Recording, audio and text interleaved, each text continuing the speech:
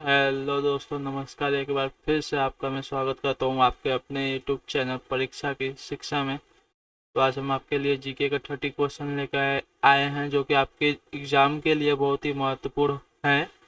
तो आइए देखते हैं क्या है क्वेश्चंस। और उसके पहले अगर आपने हमारे चैनल को अभी तक सब्सक्राइब नहीं किया तो सब्सक्राइब कीजिए, हमारे वीडियोस को लाइक करिए और अपने दोस्तों के साथ शेयर कीजिए, ताकि वो लोग भी गवर्नमेंट सीट की तैयारी कर रहे होंगे बीएड के लिए, तो उनकी भी हेल्प हो सके। ठीक है, तो चलिए ज़्यादा टाइम पर बात न करते हुए हम अपने क्वेश्चन की तरफ चलते हैं। देखते हैं पहला क्वेश्चन आपके लिए क्या दिया गया है। तो पहला क्वेश्चन है आपका, राष्ट्रीय ध्वज कब अपनाया गया। ऑप्शन है आपका 12 जुलाई 1947 को, ऑप्शन बी 12 अगस्त 1947 को, ऑप्शन सी 22 अगस्त 1947 को, या ऑप्शन डी 22 जुलाई 1947 को। तो आपका कौन सा ऑप्शन सही हो जाएगा, ये हमें बताना है। राष्ट्रीय ध्वज कब अपनाया गया।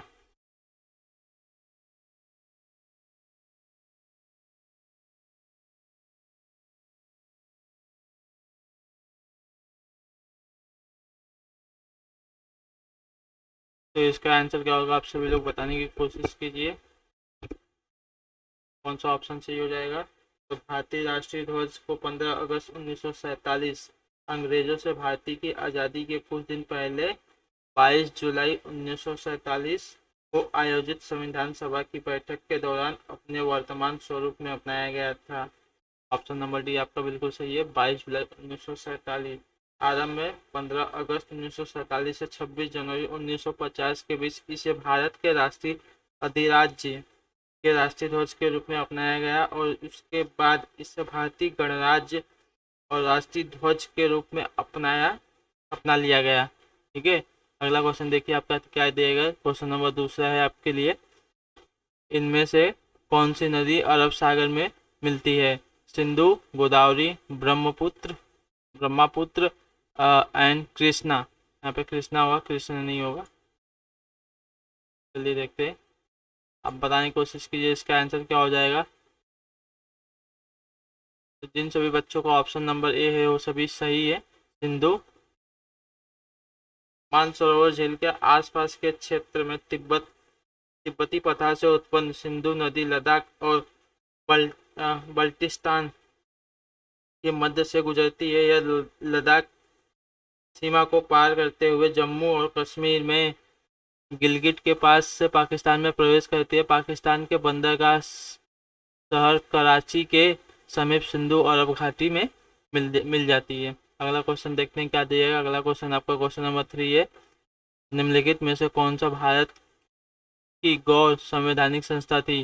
वित्त आयोग, राज्य मानवाधिकार आयोग, राष्ट्रीय आयोग, चुनाव आयोग। कौन सा ऑप्शन आपके लिए सही है या क्वेश्चन के लिए सही है, आप सभी लोग इसका आंसर देने की कोशिश कीजिए क्या होगा।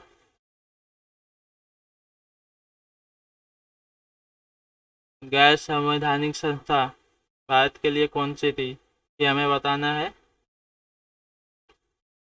तो राज्य मानवाधिकार आयोग आपकी भारत के लिए गैर संवैधानिक संस्था थी। ठीक है, अगला क्वेश्चन देखिए आपके लिए क्या दिया गया है। क्वेश्चन नंबर 4 है, इनमें से कौन उड़ीसा की पारंपरिक चित्रकारी है।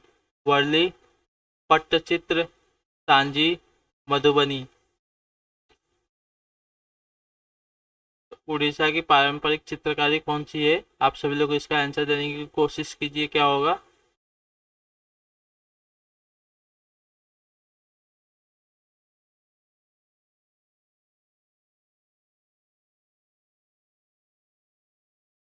चित्रकला की पट चित्र शैली उड़ीसा की सबसे पुरानी और सबसे लोकप्रिय कला रूपों में से एक है। ठीक है,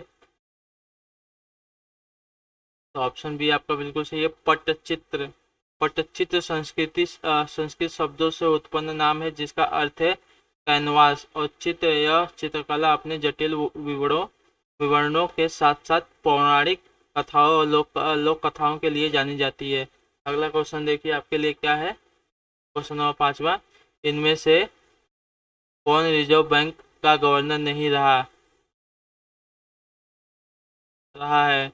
मनमोहन सिंह, सुनील अरोड़ा, उर्जित पटेल, रघुराम राजन। तो इन चारों में से कौन है जो रिजर्व बैंक का गवर्नर नहीं रहा है? हमें इस क्वेश्चन का उत्तर देना है। तो आपका ऑप्शन नंबर बी बिल्कुल सही है, सुनील अरोड़ा। भारत के वर्तमान और 23वें मुख्य चुनाव आयुक्त हैं। वे association of world election bodies के अध्यक्ष भी हैं। वे राजस्थान कैडर के 1980 बैच के भारतीय प्रशासनिक सेवा के अधिकारी हैं। उन्होंने 2 मंत्रालयों में भारत सरकार के सचिव के रूप में भी कार्य किया है। अगला क्वेश्चन देखिए, आपका अगला क्वेश्चन है क्वेश्चन नंबर 6 का दिया गया है। इनमें से कौन बाणभट्ट द्वारा लिखित प्राचीन पुस्तक है? कादम्बरी, मृच्छकटिका, मेघदूतम, गीत गोविंदम। तो बाणभट्ट द्वारा कौन सी लिखी एक प्राचीन पुस्तक है? हमें इसका उत्तर देना है। आप सभी लोग बताने की कोशिश कीजिए क्या हो जाएगा। जो भी बच्चे ऑप्शन नंबर ए उत्तर दे रहे हो बिल्कुल सही हो जाएगा, कादम्बरी। संस्कृत में लिखा गया एक रोमांटिक उपन्यास है जिसकी रचना 7वीं सदी ईस्वी के पूर्वार्ध में बाणभट्ट ने की थी। बाणभट्ट के पुत्र भूषण भट्ट द्वारा यह उपन्यास पूरा किया गया था। कादम्बरी के अलावा बाणभट्ट को उनके संरक्षक राजा हर्षवर्धन की जीवनी हर्षचरित की रचना लिया भी गया है इसमें। अगला क्वेश्चन देखिए क्या दिया। अगला क्वेश्चन आपका क्वेश्चन नंबर 7 है। इनमें से पारसी नववर्ष को किस नाम से जानते हैं? उगाड़ी, नवरोज, पटेटी, उथाड़ू। जो हमारे पारसी नव वर्ष है उसे किस नाम से जाना जाता है हमें बताना है। इन चारों में से कौन सा ऑप्शन सही हो जाएगा? आप सभी लोग इसका आंसर देने की कोशिश कीजिए।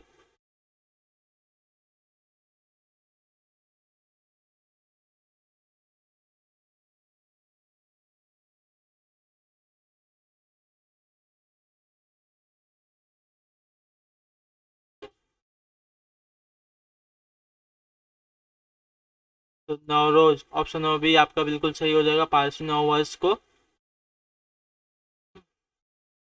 इसी नाम से जानते हैं, ठीक है।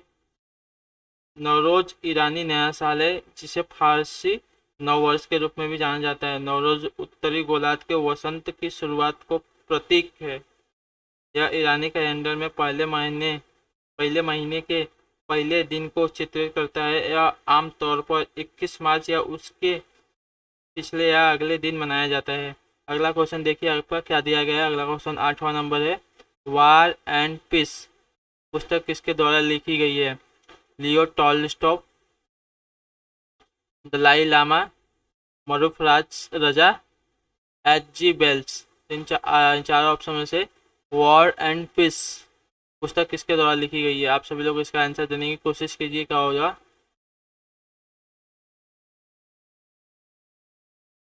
वॉर एंड पीस का हिंदी में नाम होगा युद्ध एंड शांति।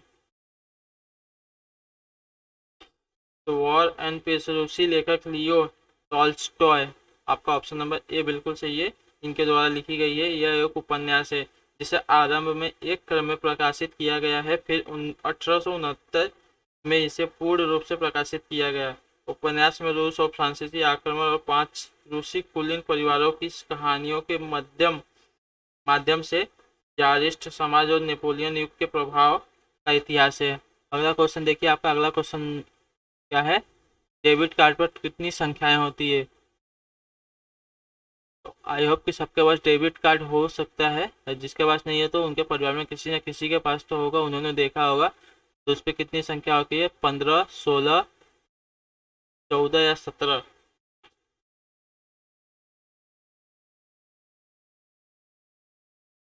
जिन्होंने भी ये डेबिट कार्ड देखा होगा उनको पता होगा कि उस पर 14 संख्याएं होती है। डेबिट कार्ड में कार्ड में 16 अंक होते हैं और प्रत्येक संख्या का एक विशिष्ट अर्थ होता है। इन अंकों को एक अस्थायी खाता संख्या या पैन के रूप में भी माना जाता है। पहले 6 अंक बैंक पहचान संख्या और शेष 10 अंक कार्ड धारक की एक विशिष्ट खाता संख्या है। इसकी समाप्ति की तारीख और वर्ष डेबिट कार्ड पर भी लिखा जाता है ताकि कार्ड धारक को यह ज्ञात हो कि उसके कार्ड की अवधि कब तक है। चलिए अगला क्वेश्चन देखते हैं। अगला क्वेश्चन क्या देगा? क्वेश्चन नंबर 10 है, इनमें से कौन सी घटना लॉर्ड कर्जन से संबंधित है? बंगाल का विभाजन, डूरंड आयोजन की स्थापना, भूटान युद्ध, बजट प्रणाली को लागू करना।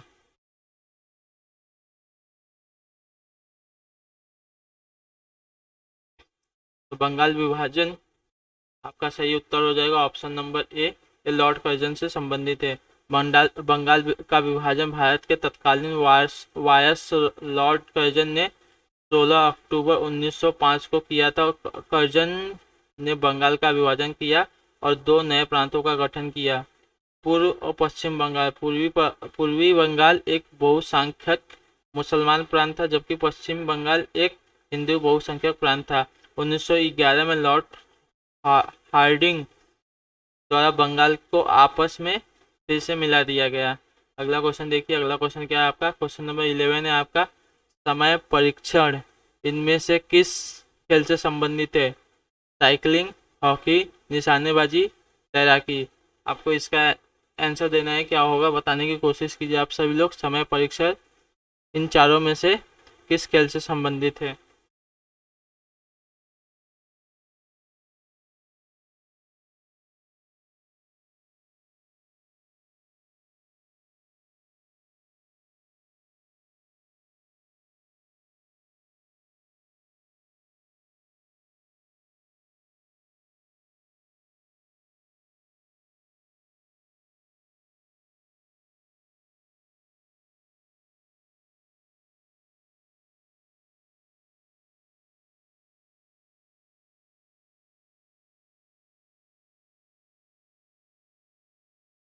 आप सभी लोग इस क्वेश्चन का उत्तर देने की कोशिश कीजिए। समय परीक्षण आपका क्या हो जाएगा?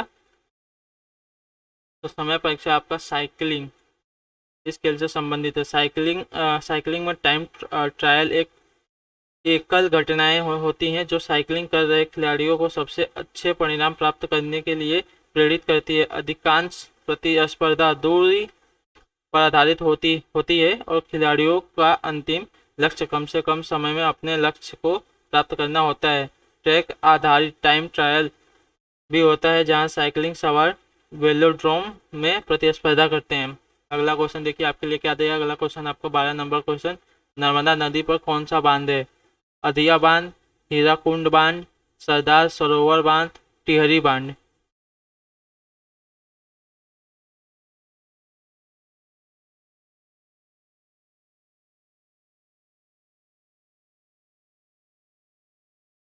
तो नर्मदा नदी पर कौन सा बांध है हमें ये बताना है।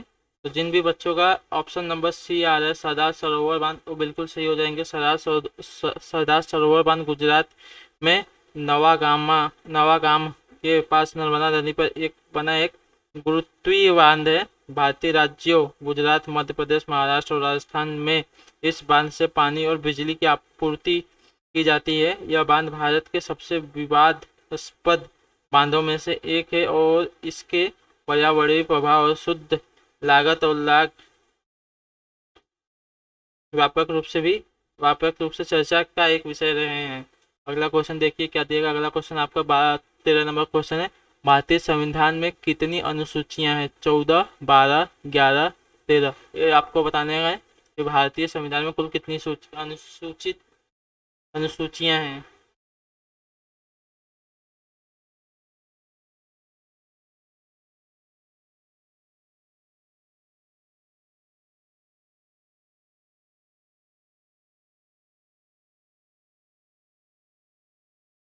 तो भारतीय संविधान में कुल आपकी कितनी? 12 अनुसूचियां हैं। ऑप्शन नंबर बी आपका बिल्कुल सही है। भारतीय संविधान में 12 अनुसूचियां। भारतीय संविधान के मूल रूप से 8 अनुसूचियां थी, जिसमें विभिन्न संशोधनों द्वारा 4 और अनुसूचियां जोड़ी गई। ये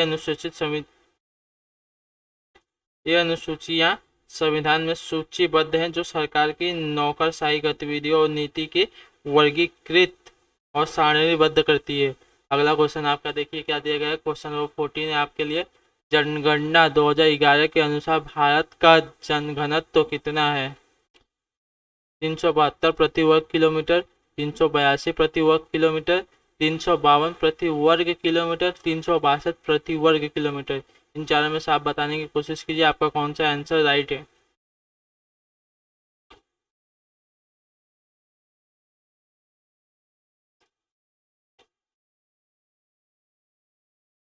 तो जिन भी बच्चों का ऑप्शन नंबर बी है वो बिल्कुल सही हो जाएगा, 382 प्रति वर्ग किलोमीटर। ठीक है, जो 2011 की जनगणना के अनुसार प्रति वर्ग किलोमीटर व्यक्तियों की संख्या के संदर्भ में भारत में 382 व्यक्ति प्रति वर्ग किलोमीटर निवास करते हैं, जबकि वर्ष 2001 की जनगणना के में यह 325 प्रति व्यक्ति प्रति वर्ग किलोमीटर दर्ज किया गया था।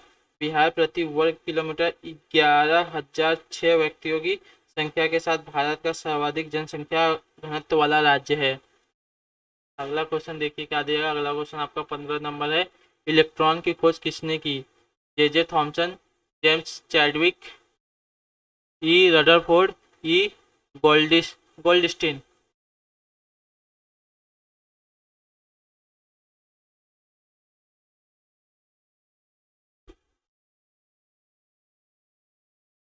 तो इलेक्ट्रॉन की खोज आपकी जे थॉमसन ने की थी। ऑप्शन नंबर ए बिल्कुल सही हो जाएगा। 1897 में की, जब वह कैडेट रे के गुणों का अध्ययन कर रहे थे। थॉमसन को प्राथमिक कण इलेक्ट्रॉन की खोज के लिए 1906 में नोबेल पुरस्कार प्रदान किया गया था। उनकी खोज परमाणु के विस्तृत मॉडल की दिशा में पहला कदम था। अगला क्वेश्चन देखिए आपका क्या है। Question number 16, 16 number. Solar cooker को बाहर से किस रंग से रंगा जाता है? हरा, नीला, काला या लाल?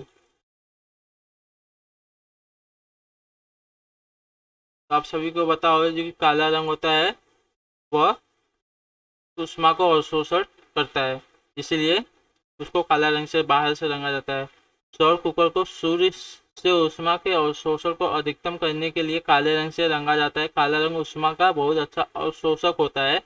इस गुण का उपयोग सोलार कुकर में किया जाता है, जहां सूरज की रोशनी डिवाइस पर पड़ती है और इसके काले रंग के कारण अधिक गर्मी अवशोषित होती है। अगला क्वेश्चन देखिए आपका क्या दिया। अगला क्वेश्चन आपका 17 नंबर क्वेश्चन। इनमें से किस वंश की स्थापना कुतुबुद्दीन ऐबक ने की? चय साम्राज्य, जिसको वंश साम्राज्य के नाम से जानते हैं, उसका नंद वंश, उसका सुंग वंश, उसका गुलाम वंश। इन चारों में से कौन सा ऑप्शन आपका सही हो जाएगा? अब बताने की कोशिश कीजिए इसका आंसर क्या होगा।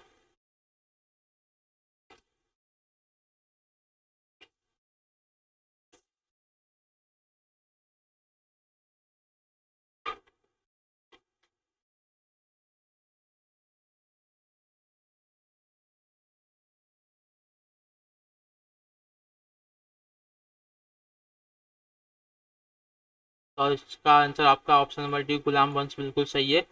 मामूलक वंश, जिसे गुलाम वंश भी कहा जाता है, इसकी स्थापना कुतुबुद्दीन ऐबक ने की थी, जो मोहम्मद गौरी का पसंदीदा गुलाम था। मामूलक वंश में उत्तर भारत पर 1206 से 1290 तक शासन किया। यह दिल्ली सल्तनत राजवंश के पहले 5 राजवंशों में से प्रथम था, जो 1526 तक चला। अगला क्वेश्चन देखिए क्या देगा। अगला क्वेश्चन है आपका क्वेश्चन नंबर 18, 18 नंबर। भारतीय संविधान के किस अनुच्छेद के तहत हिंदी को आधिकारिक राजभाषा घोषित किया गया? अनुच्छेद 273, अनुच्छेद 343, अनुच्छेद 360 या अनुच्छेद 370?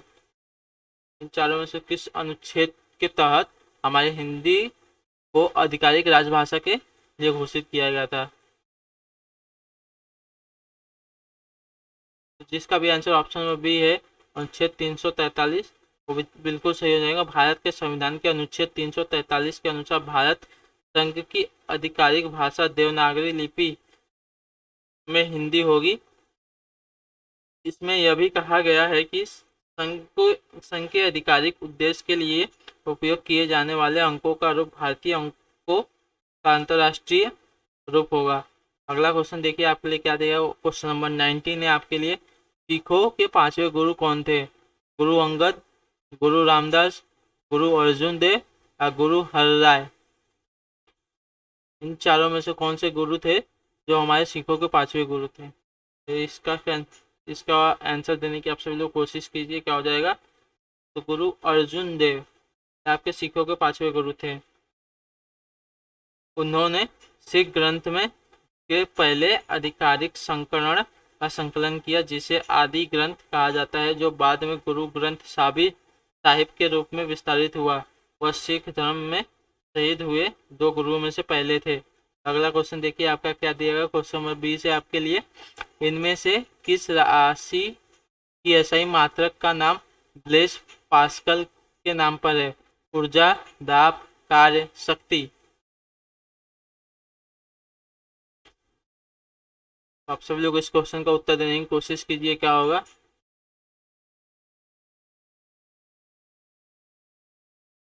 किस राशि की एसआई मात्रक का नाम ब्लेस पास्कल के नाम पर है। ऑप्शन नंबर बी आपका देखिए, दाब।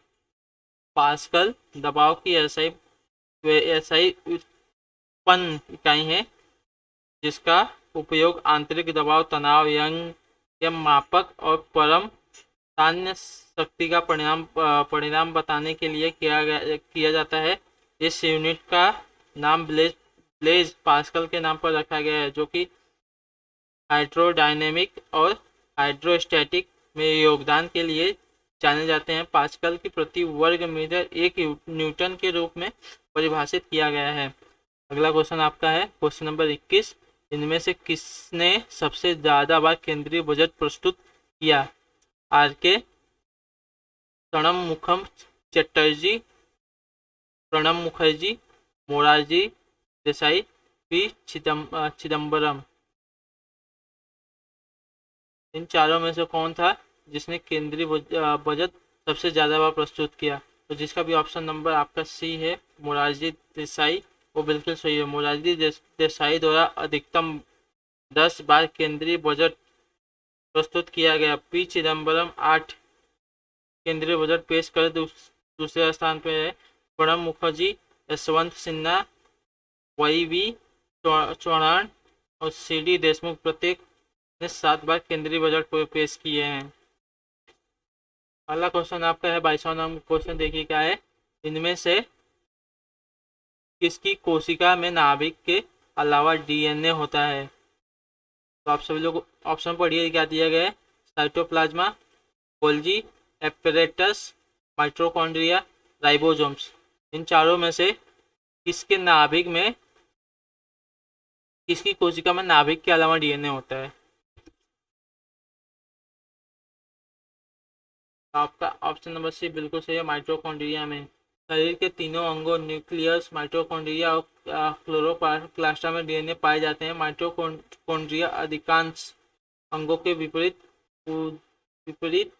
जिनमें उसके पास DNA और जीन का अपना सेट होता है, जो प्रोटीन को एनकोड करते हैं। ये जंतुओं, पादपों और कवक की कोशिकाओं के लिए एक विशिष्ट संरचनाएं हैं। अगला क्वेश्चन आपका है 23 नंबर क्वेश्चन। इनमें से क्या है देखिए। इनमें से किस राज्य में पीठ दलदली मृदा मुख्य रूप से नहीं पाई जाती। केरल, मध्य प्रदेश, उड़ीसा या पश्चिम बंगाल।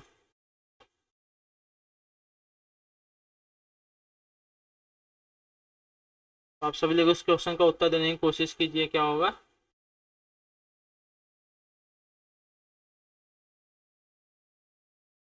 तो option number B Madhya Pradesh, ये बिल्कुल सही है।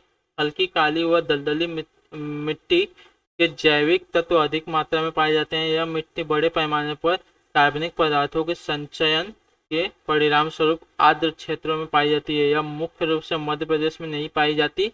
यह मृदा आमतौर पर बारिश के मौसम में पानी में डूब जाती है और बाद में धान की खेती के लिए उपयोग किए जाते हैं। यह उड़ीसा, तमिलनाडु, पश्चिम बंगाल के सुंदरबन, बिहार, उत्तराखंड आदि के तटीय क्षेत्रों में पाई जाती है। अगला क्वेश्चन देखिए आपका क्या दिया गया है। अगला क्वेश्चन आपका क्वेश्चन नंबर 24 है। जल में उपस्थित किस तत्व के कारण कैंसर हो सकता है। आर्सेनिक, लौह, क्लोरीन और फ्लूओरीन।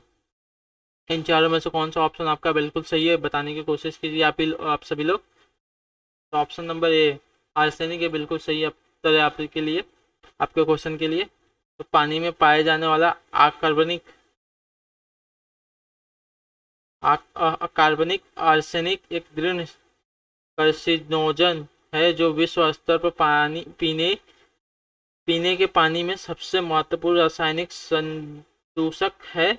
आर्सेनिक युक्त पीने से पानी का प्रचुर मात्रा में सेवन मूत्राशय कैंसर और त्वचा कैंसर से जुड़ा होता है। इसके अलावा फेफड़े, पाचन तंत्र, यकृत, गुर्द, लसिका और हिमेटोपेसियटिक प्रणाली के कैंसर से आर्सेनिक जोखिम से जुड़े हुए हैं। अगला क्वेश्चन देखिए, आपका क्वेश्चन नंबर 25 से आपके लिए क्या दिया गया है।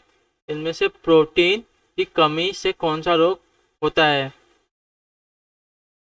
इन चारों ऑप्शन में से आपका कौन सा सही हो। पहला ऑप्शन आपके लिए दिया गया है क्वासियोरकर, एनीमिया, अस्थि भंगुरता, या ऑप्शन में डी ग्वाइटर, जिसको घेंगा रोग से भी जानते हैं।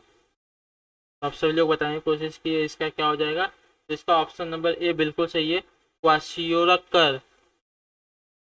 ठीक है, क्वासियोरकर प्रोटीन ऊर्जा कुपोषण का एक गंभीर रूप है। चिड़चिड़ापन, एनोरेक्सिया, अल्सरेटिंग डर्मेटोजेज और बूढ़ा हुआ वयस्क लीवर इसकी विशेषताएं हैं। और पर्याप्त कैलोरी का सेवन लेकिन प्रोटीन की अपर्याप्त खपत इसे मशरूम से अलग करता है। अगला क्वेश्चन देखिए क्या देगा आपके लिए। अगला क्वेश्चन है 26 नंबर क्वेश्चन। महाजनपद के राजा महल बनवाते थे रिक्त स्थान देने के लिए। अस्थिरता, सुरक्षा, बाजारीकरण, गंभीरता। तो महाजनपद के राजा महल किस उद्देश्य से बनवाते थे।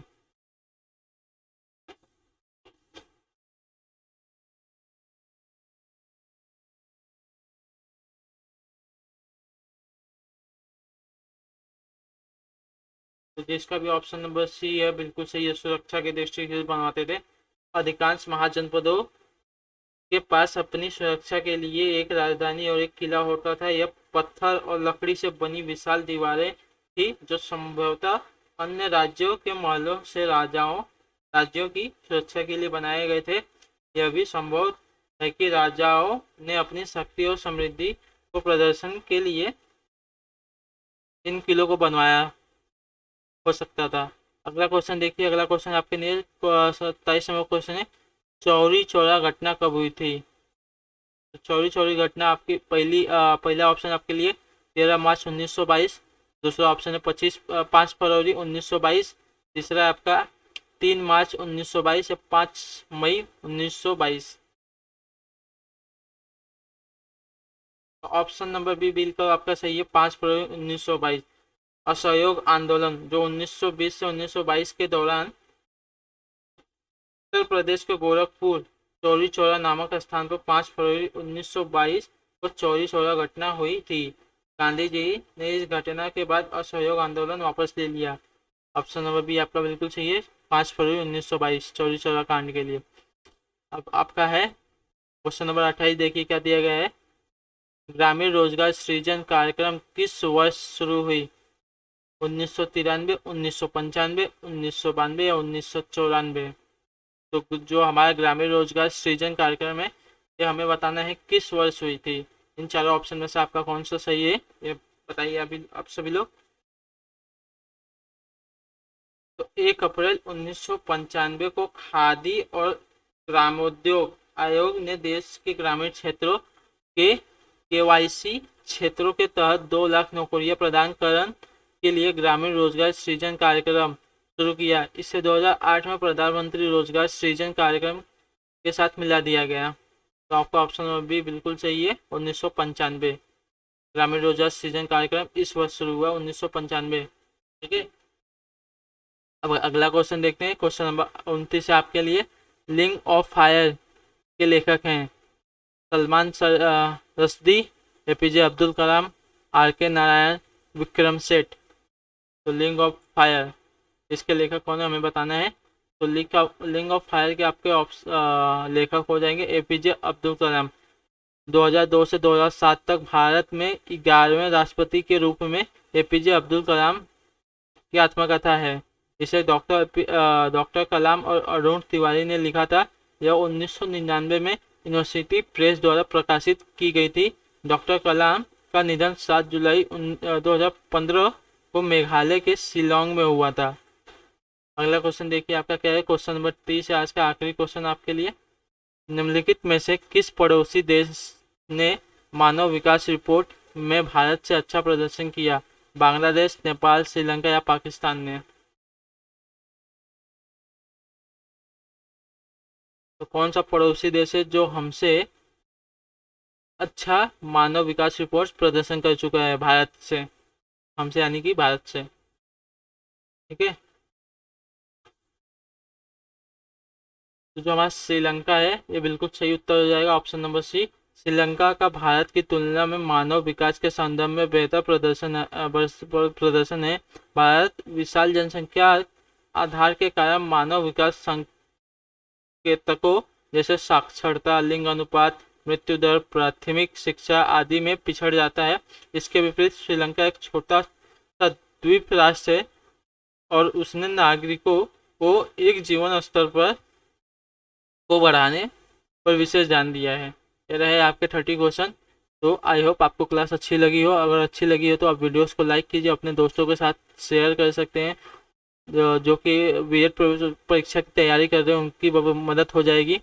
और प्लीज़ आप हमारे चैनल को सब्सक्राइब कीजिए और अपने दोस्तों के साथ शेयर कीजिए। हम मिलते हैं हम आपसे अगली क्लास में। तब तक के लिए टाटा बाय बाय, जय हिंद, जय भारत। शुक्रिया क्लास में आने के लिए।